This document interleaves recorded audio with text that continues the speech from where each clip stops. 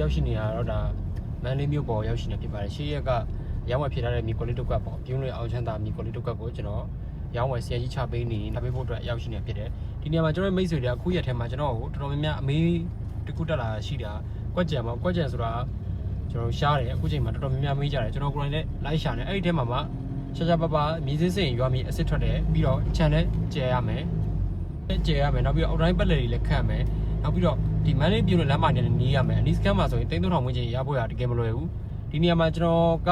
မြေကွက်လေး၄ကွက်ရထားတယ်မြေကွက်လေး၄ကွက်ရှာပပမြေစင်းစင်နဲ့ရွာမြေအစ်စ်ထွက်တယ်အဲ့ပါမယ်ခြံကျဲတွေကတော့35လောက်ရှိမယ်တချို့ကွက်တစ်ကွက်ပါ32 90တစ်ကွက်ပါတယ်ခေါ်ရတဲ့ဈေး3900နေပြီးတော့3850ပဲခေါ်ဆိုထားတယ်ညီတိုင်းဈေးလေးရှိတယ်အောက်တိုင်းပက်လက်ပါမယ်အကွက်ရှိလမ်းကတော့16ပေလမ်းဖြစ်မယ်